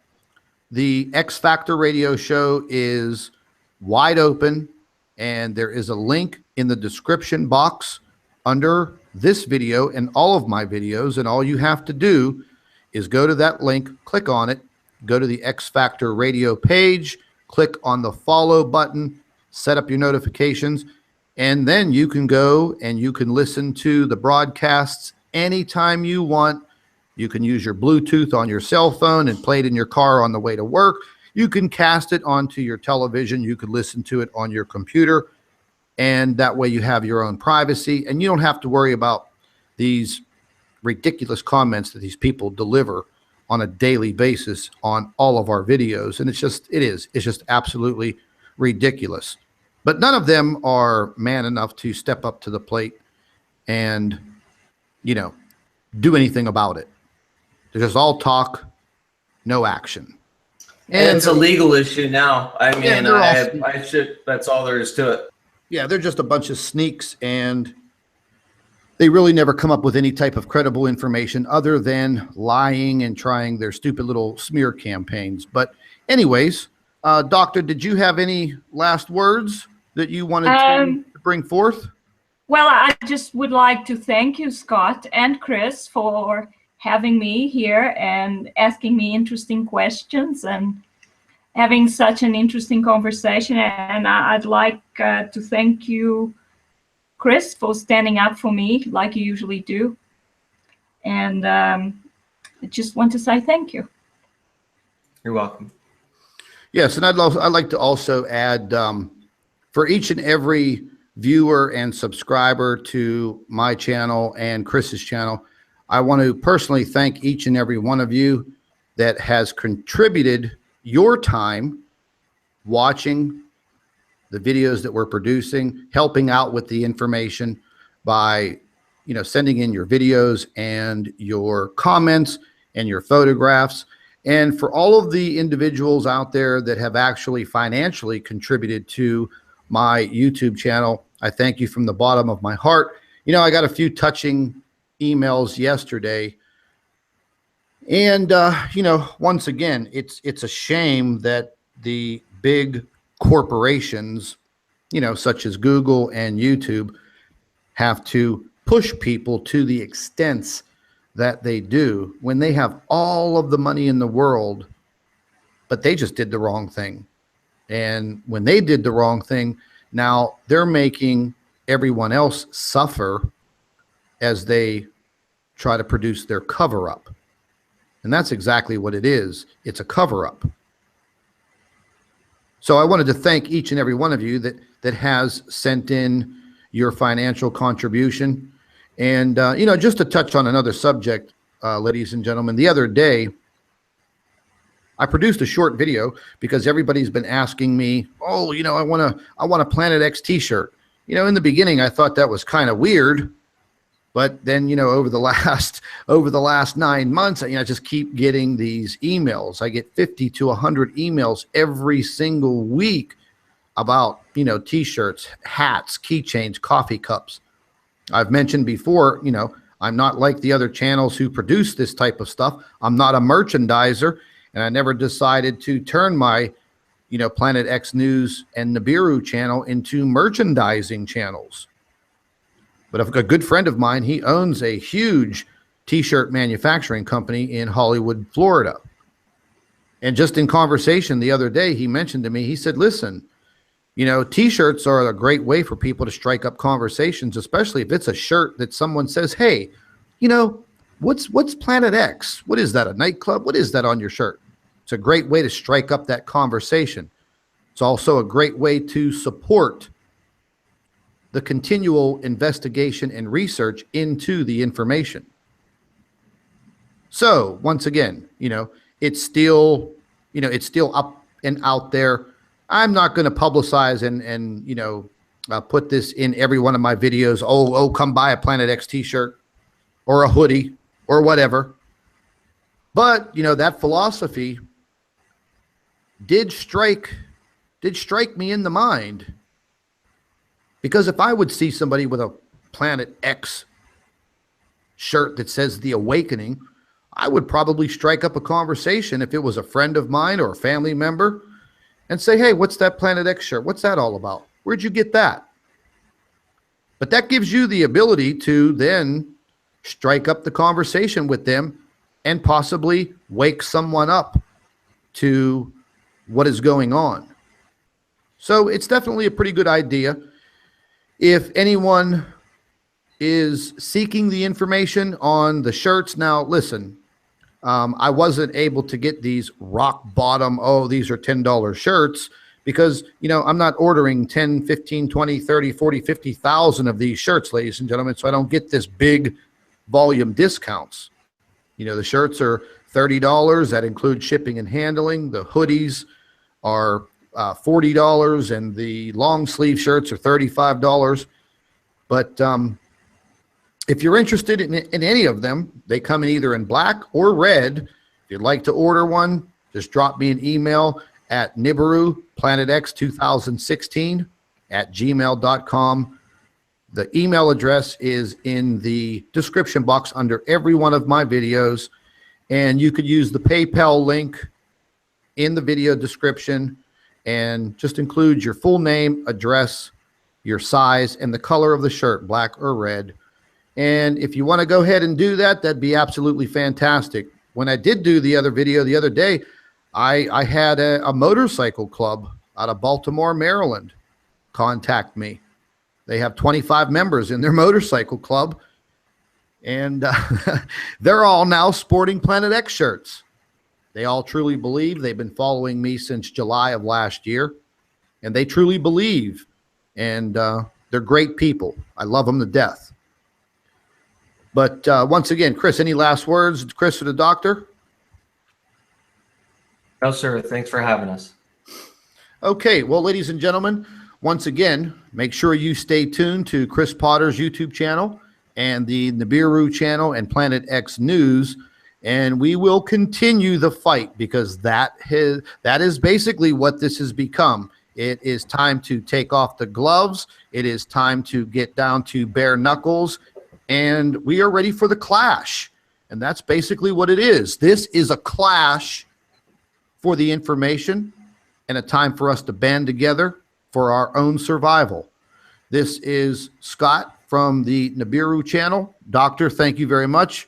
Mr. Potter, thank you very much. Both of you stay on the line with me. I'll be with you in just one moment. Ladies and gentlemen, thank you very much for watching.